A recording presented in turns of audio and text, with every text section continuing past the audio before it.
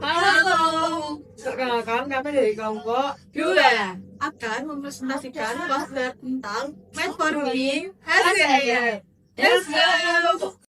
Pada bagian otomatis, metformin HCl memiliki pembedian berupa serbuk hapnot berwarna putih, tidak berbau atau hampir tidak berbau, serta bersifat higroskopik.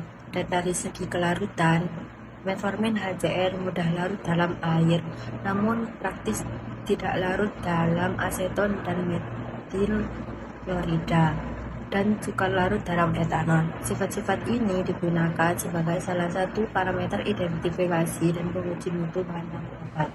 Selanjutnya dilakukan identifikasi menggunakan reaksi kimia atau spot test. Pertama ada uji NaOH, alpha-naftol, dan NaClO. Pada pengujian ini, metformin bereaksi dalam suasana basah kuat dengan adanya alpha-naftol dan natrium hipoklorit, sehingga menghasilkan warna jingga hingga merah peach. Warna yang terbentuk menunjukkan adanya gugus nitrogen yang reaktif pada struktur biguanida. Kedua, ada uji Bilstein. Sampel dipanaskan menggunakan kawat tembaga yang menunjukkan hasil positif nyala api warna hijau.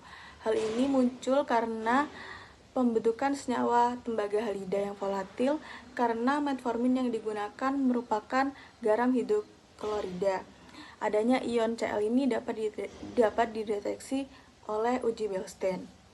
Terus selanjutnya ada uji dengan AgNO3 dan HNO3. Penambahan larutan perak nitrat dalam suasana asam nitrat menghasilkan endapan putih perak klorida atau AgCl. Reaksi ini merupakan bukti adanya ion klorida yang berasal dari bentuk garam hidroklorida metformin. Gugus amina primer dan sekunder berperan dalam reaksi warna pada spot test karena atom nitrogen memiliki pasangan elektron bebas yang aktif. Gugus imina merupakan bagian dari sistem biguanida yang memberikan karakteristik reaktivitas terhadap reaksi tertentu. Ion klorida dari garam HCl merupakan dasar identifikasi melalui uji Bilstein dan pengendapan dengan AgNO3. Selain metode konvensional, identifikasi dapat dilakukan menggunakan instrumen spektroskopi. Pada presentasi kali ini, kami akan menjelaskan dua metode spektroskopi, yaitu spektro UV dan FTIR.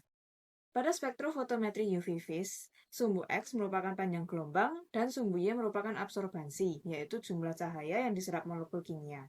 Metformin dapat diidentifikasi dengan spektro UV karena memiliki ikatan rangkap terkonjugasi dari gugus kromofornya, yaitu C-2N, serta adanya gugus oksokrom yang terikat pada gugus terkonjugasinya, yaitu amina.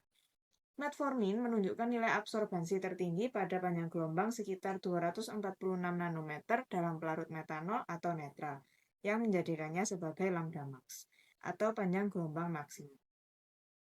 Selanjutnya, pada spektroskopi FTIR, sumbu X merupakan bilangan gelombang dan sumbu Y merupakan persen transmitan, yaitu jumlah cahaya yang diteruskan, yang dapat dibaca karena dengan adanya gugus fungsi membuat serapan cahaya terhalang karena diserap oleh molekul kimianya.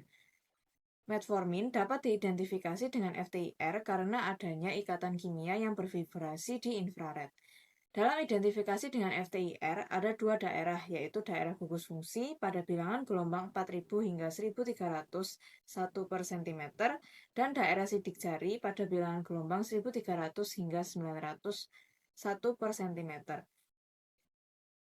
Daerah sidik jari ini merupakan daerah yang digunakan sebagai pembeda identitas antar senyawa.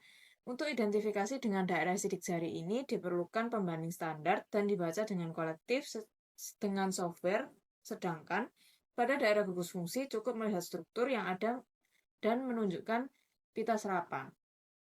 Nah, untuk metformin HCl ini, HCl-nya itu tidak diikutkan dalam identifikasi FTIR karena tidak terikat langsung dengan gugus senyawa utama metforminnya. Kemudian pita serapan pada FTIR ini menunjukkan adanya bilangan gelombang pada angka 3500 hingga 3100 yang menunjukkan gugus NH, 1690 hingga 1640 yang menunjukkan gugus C-2N, dan 1350 hingga 1000 yang menunjukkan gugus CN. Dan yang terakhir ada 1450 dan 1375 yang menunjukkan gugus metil.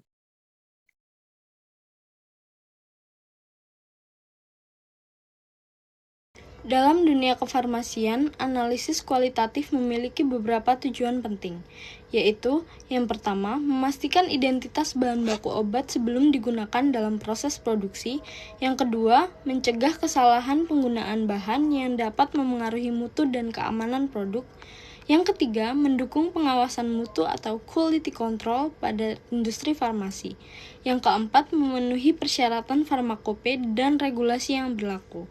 Dan yang kelima, menjamin keamanan, efektivitas, dan konsistensi mutu obat yang sampai kepada pasien. Sebagai kesimpulan, metformin HCl dapat diidentifikasi melalui kombinasi analisis organoleptik, spot test, dan analisis instrumental. Keberhasilan identifikasi sangat bergantung pada pemahaman hubungan antara struktur molekul, khususnya gugus amina, imina, dan ion klorida, dengan reaksi atau sinyal yang dihasilkan pada setiap metode analisis. Sekian presentasi dari kami. Terima kasih.